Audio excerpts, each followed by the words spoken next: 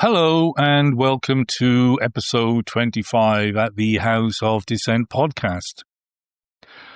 This is the first of 3 episodes on Marx's theory of historical materialism, or to use its correct title, the Materialist conception of history. In this episode, I'll discuss some of the finer details of historical materialism with references to the division of labour, consciousness, and alienation. In the follow-up episode, I'll go into more detail about the division of labour, consciousness, and alienation, and discuss the differences between the scientific and humanist schools of Marxism, particularly in relation to alienation. Then, in the third episode on historical materialism, I'll be discussing whether it has any relevance today. When Marx traced historical development in its various forms, he brought to us an understanding of how different systems or modes of production arose and collapsed. According to Marx, capitalism, as a mode of production, will inevitably suffer the same fate as all other previous modes of production. In other words, there was an inevitability about this. He was arguing that there was nothing special about capitalism that would guarantee its survival, that there was nothing contained within it that would protect it from the same fate of all the other historical systems that had preceded it. Today, we are living in a world dominated by capitalist economics of various forms, which includes countries like China, Russia, and countries in Central and Eastern Europe, formerly aligned to the Soviet Union. The collapse of the Soviet Union in 1989 was one of the most significant historical events in world history, and with it, the collapse of a wide system that had a state-centralized economy, controlled by communist parties, which led Francis Fukuyama to claim that Karl Marx's theory of historical materialism was dead and buried.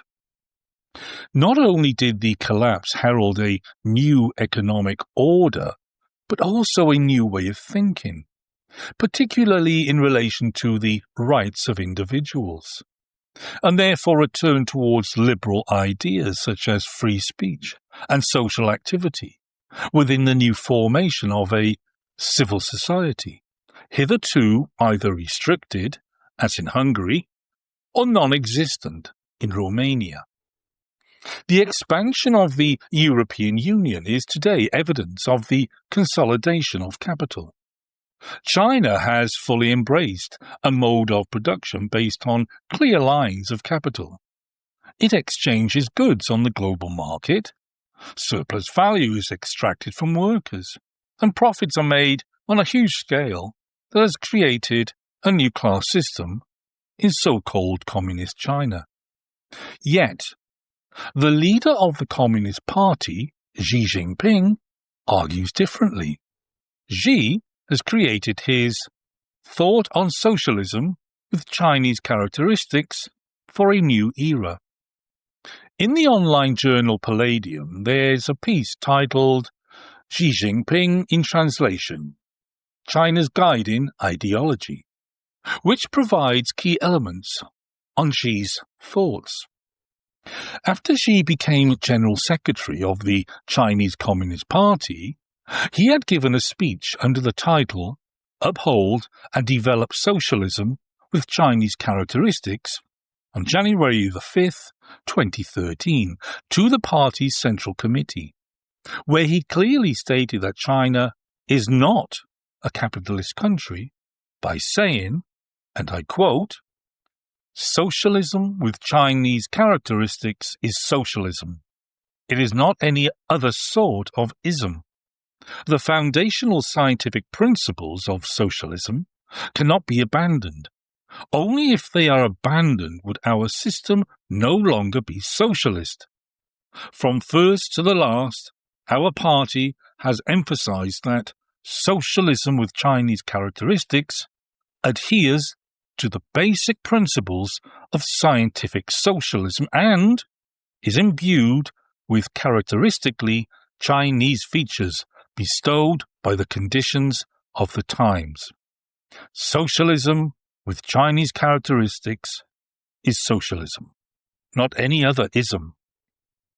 Now, note the emphasis on scientific socialism by Xi and not on humanist socialism, which I'll return to shortly in this podcast and in more detail in the follow-up episodes, because the latter, or to use its more formal term, humanist Marxism, is a central element of historical materialism, but is absent in Xi's speech. Now, here's another extract from Xi's speech, and I quote, "Facts have repeatedly told us that Marx and Engels' analysis of the basic contradictions in capitalist society is not outdated, nor is the historical materialist view that capitalism is bound to die out and socialism is bound to win. This is an inevitable trend in social and historical development, but the road is tortuous. The eventual demise of capitalism and the ultimate victory of socialism will require a long historical process to reach completion." Let us not ponder on any theoretical differences that I may have with Xi's thinking, but rather on Xi's belief that historical materialism, unlike Francis Fukuyama, believed that it is alive and kicking. We can see that also Vietnam has a similar system to China, and Laos, which is governed by the Lao People's Revolutionary Party, is also quickly moving towards a market-oriented system of economics. So considering these complexities and differences, where does all this leave Marx's theory of the materialist conception of history? I've already provided some background information on Marx in a previous episode of this podcast, but one thing worth mentioning again is that Marx was a journalist before he penned academic writings on various subjects, and there's no doubt that his experience as a journalist gave him great insights into the unequal character of capitalism, particularly when at the young age of 24, in 1842, Marx said, and I quote, "The primary freedom of the press is not to be a business." Marx had experienced how a commercially owned press would put profit over freedom of speech, and that it had more exchange value than use value under a capitalist mode of production. Now, the ideas behind historical materialism first emerged in his book titled The Holy Family, that was published in 1845. The starting point for it, for Marx was, and Engels for that point, it was the critique of the young Hegelians, particularly their adherence towards idealist philosophy, forwarded by Hegel. At the centre of their critique is Hegel's idea of what it is termed as spirit, or Geist in German. Spirit for Hegel was an actual living process of thought that contained three levels. The first is subjective spirit. That is, it is based on the thought processes of the individual. The second is objective spirit. That is, externalized constructs that individuals have created, such as laws, social norms, political activity, etc. And then finally, the spirit becomes absolute, in that humanity achieves a self-consciousness and awareness of their lives as reality. It's this whole process which for Hegel represented the movement of history and the changes it has undergone. At the core of his argument, Hegel argued that the process of which the spirit realizes itself is one of rationality, and that this represents a greater freedom which benefits humankind. Hegel's idea of rationality exists only within the framework of liberal philosophy, but he opposed atomistic liberalism in favour of a state that had a moral duty to guide individuals towards attaining absolute spirit. Atomistic liberalism protects the rights of individuals over the collective, such as property rights or rights to attain huge amounts of wealth at the expense of collective harmony. So we can see that Hegel believed in a degree of state intervention. But the problem Marx and Engels had with Hegel was his claim that it was the spirit which was the engine of change, and it was the state who were the guardians of that spirit who would ensure rational thinking. In other words, rational thinking is confined within this view of liberalism. They had no issue with Hegel's idea that conflict in society would enact change, leading towards resolution. It was just that the spirit wasn't the cause. Both Marx and Engels would study the changes in which human history had undergone and how, in their terms, different modes of production would emerge, then collapse, and ask themselves, why did societies such as that under the ancient Greek period both emerge and then fall? As the great Marxist historian Xi Jinping argued, it wasn't spirit that was responsible for the collapse of the powerful Greek Empire, but rather, as the title of his book states, it was the class struggle in the ancient Greek world that underpinned the demise of ancient Greece. As Paul Cartledge wrote, and I quote, "One of the best things in the class struggle is the pioneering description in detail of how democracy, the rule of the poor, was inexorably stamped out by the combined efforts of the Greek propertied classes and the Macedonian and Roman suzerains." Now, Xi Jinping was influenced by Marx's thinking in recognizing that direct forced labour represented the foundations of the ancient world because the propertied class obtained its surplus and wealth through the exploitation of slave labour. The Holy Family began as a modestly sized pamphlet by Engels, which was then extended into a book by Marx. It is a frustrating read at times on matters that weren't important, but there are elements of the book worth seeking out, so my advice is to be selective if you are tempted to read it, which in my opinion you should, for the following reasons. Firstly, because Marx had defended the French anarchist and socialist Pierre-Joseph Proudhon for being the first writer to have critiqued the concept of private property when Proudhon argued it had a disastrous impact on society. There are also embryonic ideas on alienation in relation to the proletariat. In fact, we can find Proudhon's influence here in relation to his thoughts on the negative impact of private property. For instance, consider this extract by Marx from the Holy Family. I quote, "Proletariat and wealth are opposites. As such, they form a single whole. They are both forms of the world of private property. The question is what place each occupies in the antithesis." Note the reference to antithesis at the end of this extract, which is important for understanding historical materialism, because it is a reference to dialectics, which for Marx is the engine of human development and change, but not in the way Hegel argued. Here's another extract from the Holy Family, and I quote, "Private property, as wealth, is compelled to maintain itself, and thereby its opposite, the proletariat, in existence.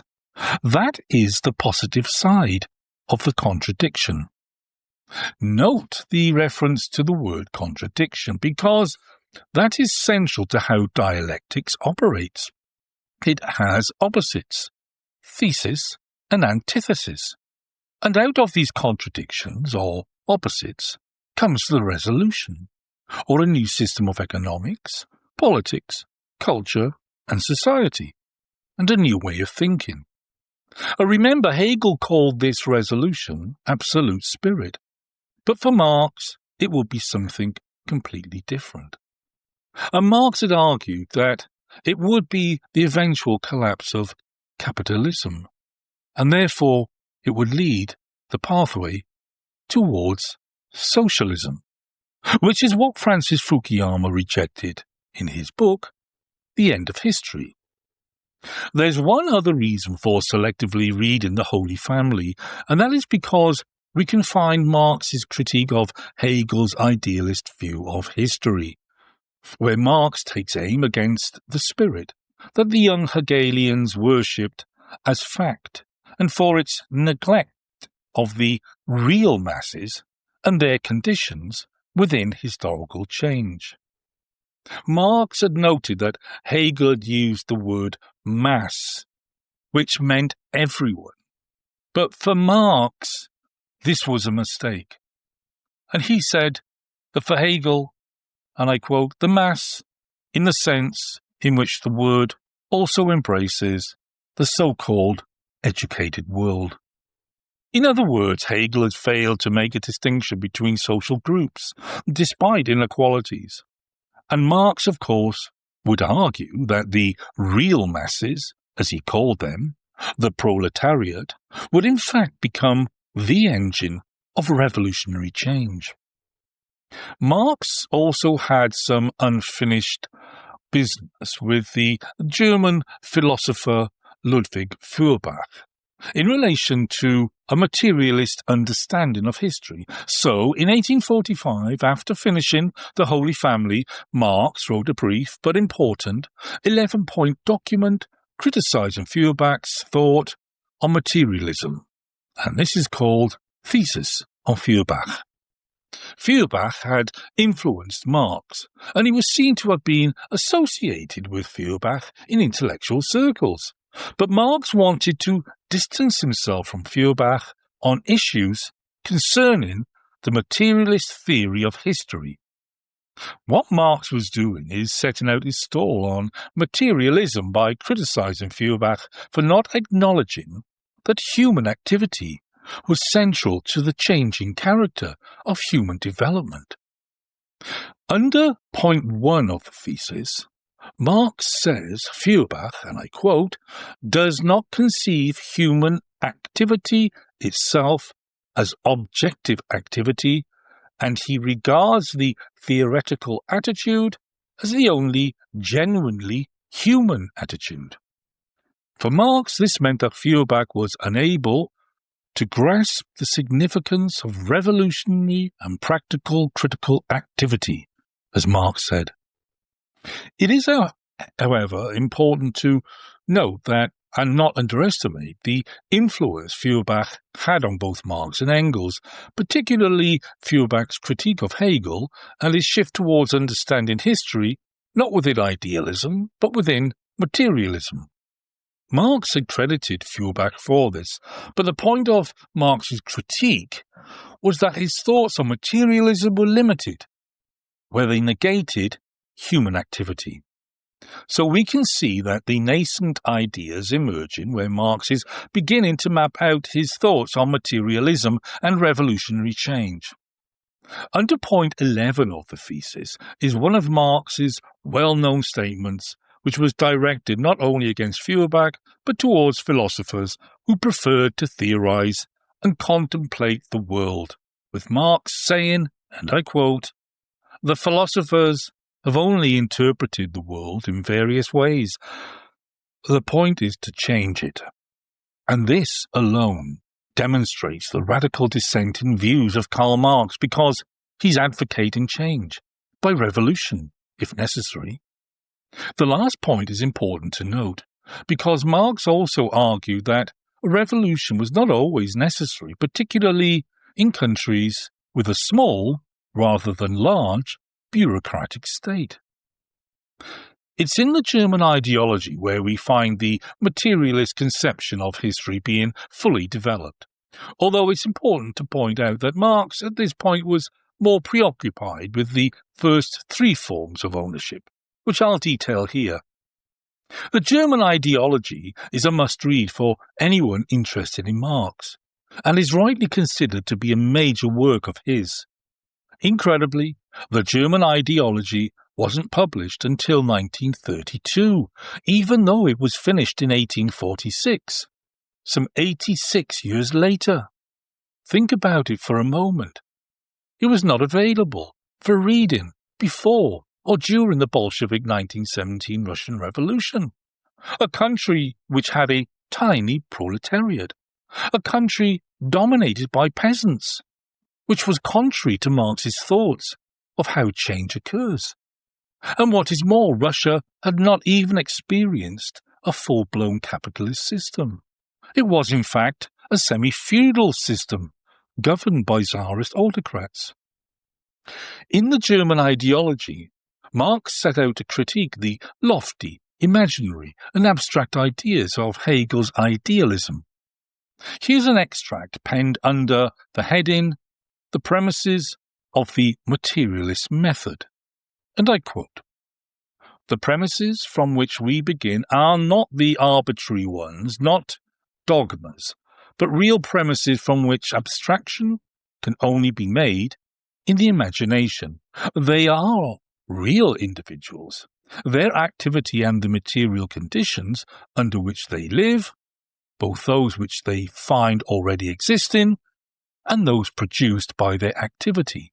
These premises can thus be verified in a purely empirical way."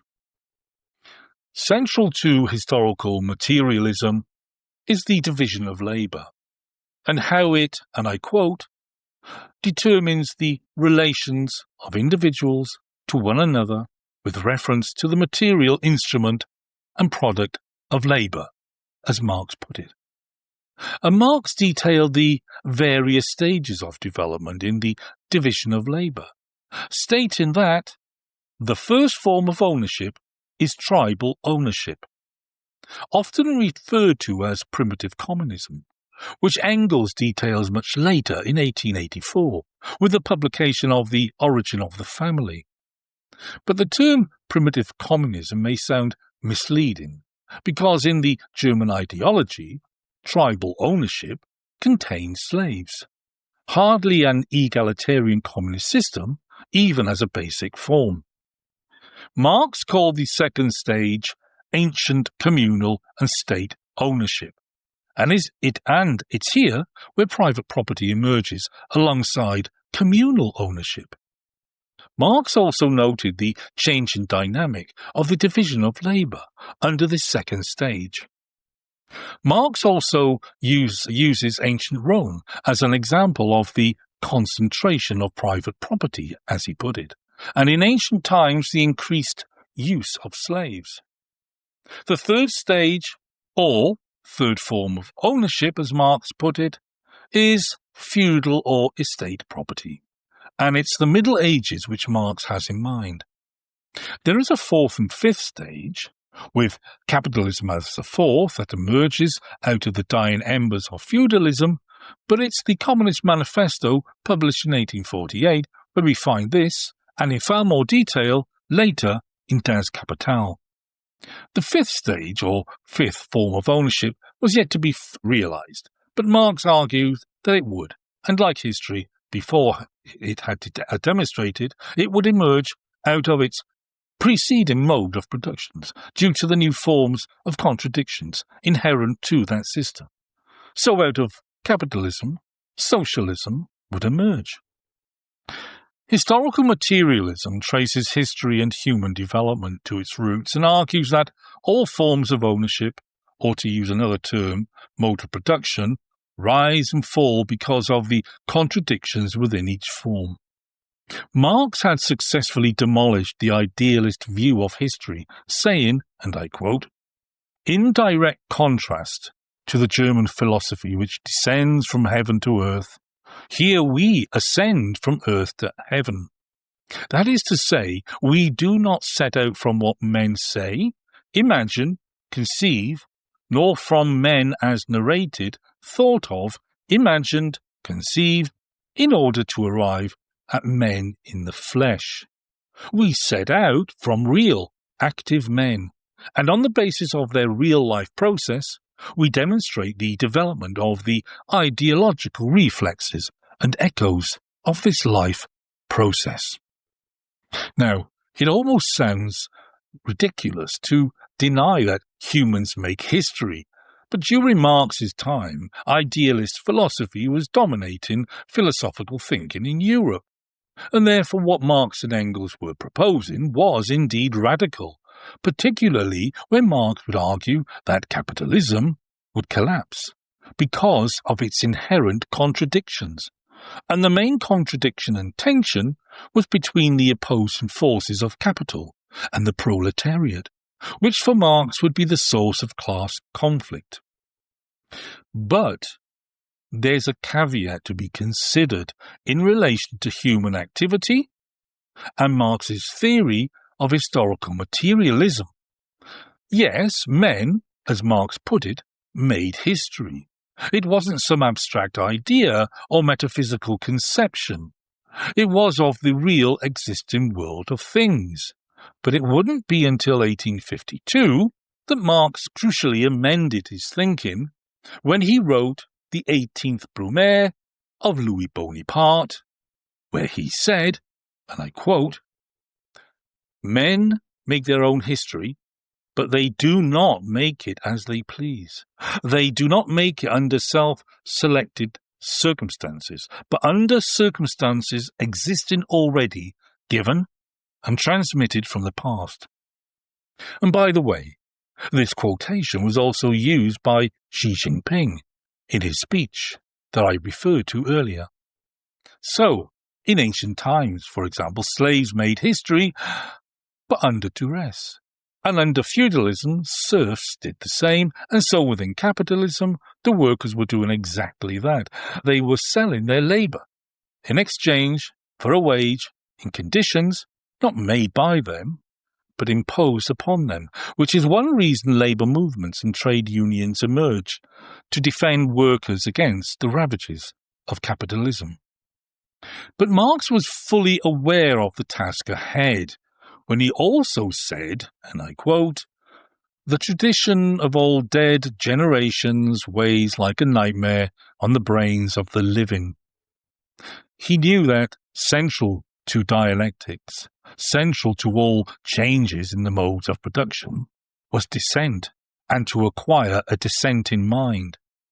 The newly emerging working classes would have to acquire an awareness of itself, a consciousness that would help workers to think critically about their condition and act upon it if necessary. This is what Marx called class consciousness, and it is pivotal to the fourth form of ownership, or the mode of production we call capitalism. Let's just take a breather here, and let me just recap a little at this point. So far, I've mentioned three concepts that are contained within historical materialism, which are the division of labour, alienation, and consciousness, or critical awareness of one's conditions. In a previous episode on dissent and resistance, I detailed a few historical figures who dissented and rebelled against authority, such as Spartacus during the Roman period, Queen Nanny and Toussaint Louverture against slavery, George Lovelace and the Tolpuddle Martyrs, and the Chartists in the UK. And these are clear examples of a raised consciousness that steered them on to dissent against brutal regimes. There are, of course, many more examples, too numerous to mention here. Suffice to say that a critical awareness of one's condition is pivotal to historical change. The mercantile class, merchants, had this when they overthrew the old feudal order that preceded capitalism. As for the division of labour, Marx firstly wrote in the German ideology that there were, and I quote, various stages of development in the division of labour. And of course, this was according to the mode of production that labour existed within. But one universal fact, despite the different types, the division of labour was that the division of labour, as Marx said, determines also the relations of individuals to one another with reference to material, instrument and product of labour. With regards to alienation, I'll return to that in the follow-up episode in more detail because time isn't on my side here, and it is a highly controversial topic within Marxism, so it requires more time. So controversial that Marxism has been divided in two different schools of thought. The first is humanist Marxism, which adheres to Marx's theory on alienation, and the second is scientific Marxism, who in simple terms reject alienation as an ideology because it isn't scientifically proven. Scientific Marxists have argued that it was the young, more immature Marx who had written so enthusiastically about alienation, whereas the mature Marx, the later Marx, who wrote Das Kapital, had abandoned alienation in favour of a more scientific approach and understanding of capitalism. Xi Jinping is a scientific Marxist. I'll pick up on this discussion in the next episode. But before I go, it's worth considering this. If scientific Marxists are correct, then where does that leave Marx's theory of historical materialism in relation to alienation, which was central to his theory? In the next episode, I'll return to the division of labour, consciousness, and explore alienation in more detail in relation to historical materialism. If you've enjoyed this episode or others, please click like, leave a comment, or even follow me. Thanks for listening, and bye for now.